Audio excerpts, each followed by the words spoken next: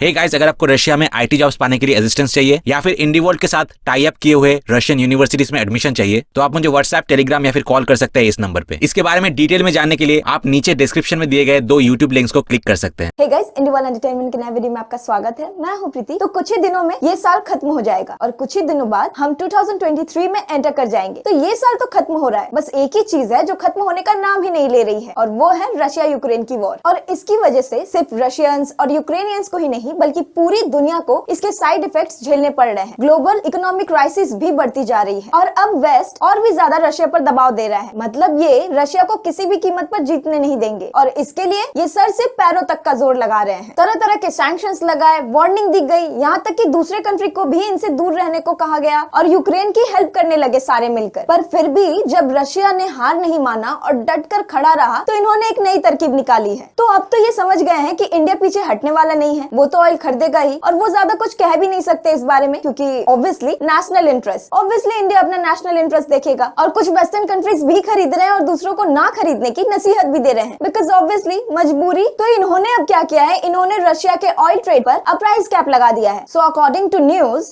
Recently G7, European Union और Australia ने मिलकर रशियन ऑयल सेल्स पर $60 पर बैरल का प्राइस कैप इम्पोज किया है। तो अब ट्विस्ट यहीं पे है। इनकी सोच है कि तुम यानी वो कंट्रीज जो चीप प्राइस में ऑयल खरीद रहे थे, ये कहते हुए कि भाई इसमें मेरा बेनिफिट है तो मैं क्यों ना करूं, और घाटे का सौदा कौन करता है भला। तो इन्होंने सोचा कि तुम्हें सस्ते ऑयल चाहिए थे ना, ये लो खरीदो अब। लेकिन अब लोग कहेंगे कि आहा, ये तो इंडिया के लिए गुड न्यूज है। अरे भाई रुको जरा, सब्र करो, पहले पूरी बात तो सुन लो। देखो अब लाभ तो है पर घाटा भी है। कैसे, मैं बताती हूँ। देखिए, एक तो रशिया पहले ही ऑयल को चीप प्राइस में सेल कर रहा था, अब ऊपर से ऑयल का प्राइस पहले ही फिक्स कर दिया जाएगा तो रशिया का रेवेन्यू तो बहुत ज्यादा लॉस में चला जाएगा। तो रशिया के इकोनॉमी के लिए ये एक बहुत बड़ा झटका है। लेकिन अब ऐसे में इंडिया क्या करेगा? क्या इंडिया इस अपॉर्चुनिटी का फायदा उठाएगा या फिर अपने मित्र रशिया के लिए इसको इग्नोर कर देगा? ये दरअसल वेस्ट की साजिश है रशिया और इंडिया के फ्रेंडशिप के बीच दरार लाने की, जो कि ये पहली बार नहीं कर रहा है, ये तो बहुत बार कर चुका है ऐसी चीजें। और साथ ही इंडिया जो न्यूट्रल स्टांस अपना रहा है तो ये क्लियर करने की कोशिश कर रहा है कि इंडिया रशिया की हेल्प कर रहा है न्यूट्रल स्टांस के नाम पर। तो अब इंडिया के लिए ये बहुत मुश्किल भरा दौर है, but hope for the best. तो चलिए हम वीडियो देख लेते हैं, वीडियो में क्या दिखाया गया है। हे गाइस, अगर आप गेम लवर हो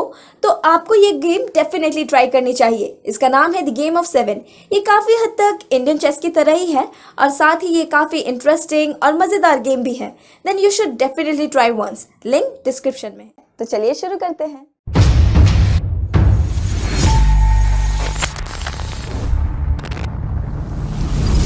रशिया और इंडिया के बीच रिलेशन स्ट्रांग बने हुए हैं। इंडिया को रशिया से अलग करने के लिए वेस्ट से पब्लिक प्रेशर कैंपेन के बावजूद भी मॉस्को के साथ नई दिल्ली के स्टार्स का विकास जारी है। Continue to grow. रशिया और इंडिया के बीच पार्टनरशिप नई नहीं है, It's not new. ये सोवियत यूनियन के दशकों से चली आ रही है। एक समय था जब वॉशिंगटन भारत का एक स्ट्रेटेजिक पार्टनर था जिसने इंडियन आर्म्ड फोर्स के खिलाफ अपनी मिलिट्री का यूज करने की कोशिश की थी। Forces. ये 1971 में हुआ था जब भारत पाकिस्तान के खिलाफ युद्ध लड़ रहा था Against Pakistan, और ईस्ट पाकिस्तान को आजाद कर रहा था, जो अब बांग्लादेश है। Bangladesh. यूनाइटेड स्टेट्स ने भारत को रोकने के लिए मरीन्स की 3 बटालियंस को तैयार रखा था। India. इनफैक्ट यूएस ने अपने एयरक्राफ्ट कैरियर USS एंटरप्राइज को इंडियन आर्मी की सुविधा को टारगेट करने का ऑर्डर भी दिया था। Indian Army facilities. ये न्यूक्लियर पावर्ड कैरियर इंडिया के खिलाफ 10 शिप नेवल टास्क फोर्स को लीड कर रहा था। India. यूनाइटेड किंगडम भी इसमें शामिल हो गया था और अरेबियन सी में अपने एयरक्राफ्ट कैरियर HMS ईगल को भेज दिया था। The Arabian Sea. लेकिन बात वहाँ से आगे नहीं बढ़ी, Further from here. Why? क्योंकि रशिया ने भारत की मदद के लिए क्रूजर्स और डिस्ट्रॉयर के 2 ग्रुप्स के साथ साथ एक न्यूक्लियर आर्म्ड सबमरीन को भी तैनात करके जवाब दिया। India. वेस्ट इस वॉर से पीछे हट गया और भारत ने उस कंट्री को आजाद कर दिया जिसे आज बांग्लादेश के नाम से जाना जाता है। अब रशिया वो कंट्री है जिसे भारत की मदद की जरूरत है और इसने उस आइटम्स की लिस्ट भेजी है जो इसे नई दिल्ली से चाहिए। New Delhi. Hello and welcome, और मैं हूँ शुभांगी शर्मा और आप देख रहे हैं फर्स्ट पोस्ट। यूक्रेन में वॉर का मतलब ये है कि रशिया की इकोनॉमी वेस्ट से सैंक्शन के जबरदस्त बंधन में आ गई है। From the West. रशिया को कंट्री के मैन्युफैक्चरिंग सेक्टर के लिए जरूरी कुछ इंपॉर्टेंट पार्ट्स का सप्लाई नहीं किया जा रहा है। ट्रेडिशनली रशिया को यूनाइटेड स्टेट्स और यूरोप से अपने ऑटोमोबाइल और एविएशन सेक्टर के लिए पार्ट्स मिलते थे, Europe. जो अब बंद हो गए हैं। Stopped. इसीलिए रशिया अल्टरनेटिव्स की तलाश कर रहा है और यहीं पर भारत आगे आया है। मॉस्को ने भारत को पोटेंशियल डिलीवरी के लिए 5000 से ज्यादा प्रोडक्ट्स की लिस्ट भेजी है, जिसमें कार्स, एयरक्राफ्ट्स और ट्रेन्स के पार्ट्स भी शामिल हैं। Aircraft and trains. रेटर्स ने रिपोर्ट में कहा है कि रशिया से आए आइटम्स की लिस्ट जो लगभग 14 पेजेस की है, उनमें कार इंजन के पार्ट्स जैसे पिस्टन, ऑयल पंप्स और इग्निशन कॉइल्स शामिल हैं। Pumps and ignition coils. लेकिन शायद मुश्किल से ही लिस्ट यहाँ खत्म होती है। अपने एविएशन सेक्टर के लिए रशिया ने landing gear components, fuel systems, communication systems और fire extinguishing systems, life jackets और एविएशन टायर्स की मांग की है। Life jackets and aviation tires. In fact list में 200 मेटलर्जी आइटम्स के लिए रिक्वेस्ट किया गया है, क्योंकि रशिया के मेटल्स इंडस्ट्री को वेस्ट द्वारा काफी मुश्किल से मंजूरी दी गई है। Sanctioned by the West. Moscow ने पेपर और पेपर बैग्स बनाने के लिए रॉ मटेरियल्स और कपड़े बनाने के लिए भी मटेरियल्स और इक्विपमेंट्स की मांग की है। And to produce textiles. India का करेंटली रशिया के साथ ट्रेड शॉर्टेज है और ये काफी ज्यादा है। Rather big one at that. इस साल सितंबर के अंत में रशिया के साथ इंडिया का घाटा $20.05 बिलियन का था। $1 billion. ये फिगर हमेशा इतना बड़ा नहीं रहा है। Large. फॉर एग्जाम्पल, सितंबर 2021 के अंत में रशिया के साथ इंडिया का ट्रेड शॉर्टेज सिर्फ $2.59 बिलियन का था। $59 billion. इस साल जनवरी और जून के बीच रशिया के साथ भारत का ट्रेड शॉर्टेज 674% बढ़ गया है। इसका मतलब ये है कि रशिया के साथ इंडिया का इंपोर्ट कई गुना ज्यादा बढ़ गया है Russia have grown manifold. और ये उम्मीद की जा रही थी कि भारत कैसे बड़ी मात्रा में डिस्काउंटेड रशियन ऑयल खरीद रहा है। Counted Russian oil. रशिया के साथ भारत का इंपोर्ट फरवरी और नवंबर के बीच लगभग 5 गुना बढ़कर $29 बिलियन हो गया है। November. पिछले साल ये फिगर लगभग $6 बिलियन था। $6 billion. रशिया को जिन सामान की जरूरत है उनकी लिस्ट इंडिया के लिए इससे बेहतर समय पर नहीं आ सकती है। इंडिया अब कुछ ही महीनों में रशिया को अपने एक्सपोर्ट को लगभग $10 बिलियन तक बढ़ाना चाहता है। इंडिया को रशिया के ऑयल एक्सपोर्ट ने मॉस्को को दोनों साइड के बीच ट्रेड में बड़ा प्लेयर बना दिया है। Bigger player in trade between the two sides. लेकिन भारत को भी बहुत फायदा हुआ है। Lot as well. ये डिस्काउंटेड रशियन क्रूड खरीद कर ग्लोबल एनर्जी मार्केट के कहर से खुद को प्रैक्टिकली दूर करते हैं। Discounted Russian crude. अक्टूबर 2022 में रशिया के भारत में क्रूड ऑयल का सबसे बड़ा सप्लायर बनने की सूचना है। October 2022. कहा जाता है कि इंडिया ने अक्टूबर में ही रशिया से per day 1.07 million barrel crude oil का इंपोर्ट किया था। In October itself. In fact India ने नवंबर में सभी सीबोर्न एक्सपोर्ट वॉल्यूम लोडिंग यूआरएल का लगभग 40% खरीदा था। Loading in November. रशिया सितंबर में भारत का 5th सबसे बड़ा ट्रेड पार्टनर बन गया। स्पष्ट रूप से ये एक ऐसी पार्टनरशिप है जिससे दोनों पक्षों को ही लाभ होना चाहिए। From. इसीलिए रशिया की जरूरी आइटम्स की लिस्ट उस डायरेक्शन में एक स्टेप है और ये भारत को कंट्री में अपने एक्सपोर्ट को बड़े पैमाने पर बढ़ाने में मदद करेगा। In a big way.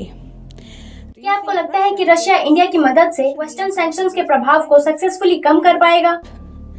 हमें कमेंट्स में बताइए। Comments.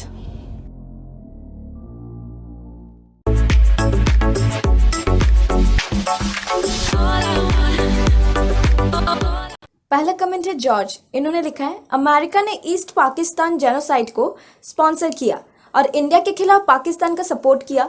वो इंडिया से उम्मीद क्यों करते हैं कि वो उनकी बात माने, जबकि इंडिया को यूएसएसआर द्वारा इतनी हेल्प मिली? अब इंडिया अपना स्टांस क्यों बदले? हालांकि मैं मानता हूं कि रशिया एक ऑटोक्रेसी और सप्रेसिव है। जो मदद उन्होंने पहले इंडिया की वो काबिले तारीफ है, जो कि वेस्ट ने कभी नहीं किया। जॉन जनी डायरिक ने लिखा है, इंडिया के रशिया के साथ अच्छे संबंध है। यूएसए और यूरोप में कुछ लोग हैं जो उनकी दोस्ती तोड़ना चाहते हैं। हाँ बिल्कुल, इसलिए तो वेस्ट तरह तरह की कोशिशें कर रहा है। उसे सारी दिक्कतें इंडिया से ही है। पहले जब मोदी जी ने स्पीच दी थी कि ये युद्ध का युग नहीं है, उसमें भी उन्होंने बढ़ा चढ़ा कर दिखाया, रशिया को भड़काने की कोशिश की। अब जब पुतिन ने भड़कने के बजाय एक इंटरव्यू में इंडिया की तारीफ कर दी, तब जाके उनकी बोलती बंद हुई। जिंक फोल्ट ने लिखा है, वो रशिया ही था जिसने यूएस के सैंक्शंस के बावजूद भी इंडिया की हेल्प की। बातें करना आसान है, करके दिखाना मुश्किल है, लेकिन इंडिया अपने रियल फ्रेंड को जानता है। दी एक्सप्लोजर्स ने लिखा है, रशियन कमोडिटीज से एशियन इकोनॉमीज को बड़े पैमाने पर हेल्प मिलेगी। रशिया के खिलाफ सैंक्शंस को बढ़ाने के यूरोपियन फैसले से यूरोप में आर्थिक कठिनाई का एक बड़ा कारण बना दिया है। यूरोपियन यूनियन लीडरशिप अब सोच रहे हैं यूरोपियन बैंक में जो रशिया के पैसे हैं उसे लूटने के बारे में। वो इस वॉर को लेकर इतने डेस्परेट हो गए हैं कि वो अब क्राइम करने के बारे में सोच रहे हैं। अब यही तो बात है, ये करे तो रासलीला, और अगर दूसरा करे तो कैरेक्टर ढीला। ये क्राइम करे, वॉर लगवाए, तुम लड़ो, बंदूक हम देंगे, पैसे हम देंगे, भले ही हमारे यहाँ पैसे ना हो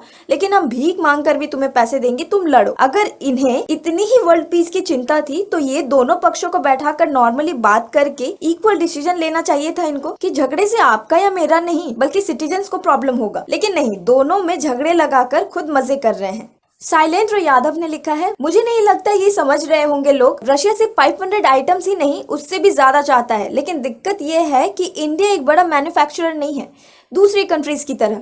जिस दिन इंडिया एक बड़ा मैन्युफैक्चरर बन जाएगा, इंडिया का ट्रेड तेजी से बढ़ेगा और ये सब आने वाले जनरेशन पर निर्भर करती है। इसलिए सबको अपनी जिम्मेदारी समझने की जरूरत है। ये पॉसिबल है कि एक बड़ी पॉपुलेशन वाली कंट्री इंडिया जो एक सबसे सक्षम देश बन जाए।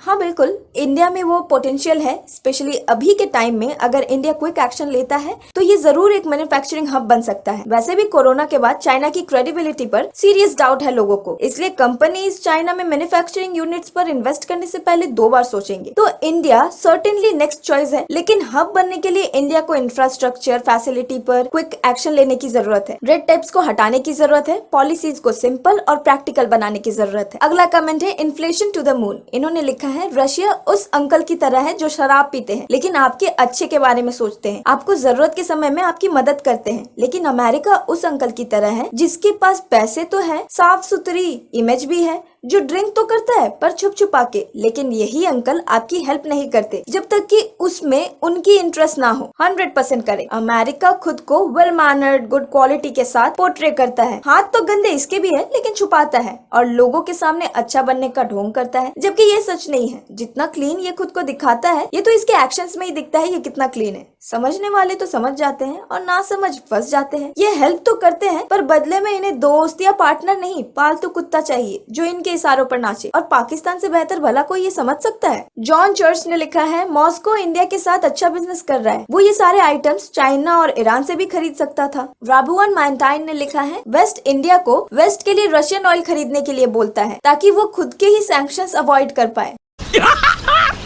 मस्त जोक मारा रे, ये हंस रहे हलकट हंस। वाह क्या बात कही है। मुझे भी लगता है कि ये कहीं किसी दिन खुद पर ही सैंक्शंस ना लगा दे। भाई हम पागल हैं, पागल। ये सही गलत क्या पूछ रहे हो हमसे? दुनिया भर की गंदगी परखे ठेका उठा रखा हमने, हैं? हमें तो खुदा ही पता नहीं कि हम यहाँ क्या कर रहे हैं, क्या नहीं। सही गलत पूछ रहे हैं, जाइए अपना काम करिए।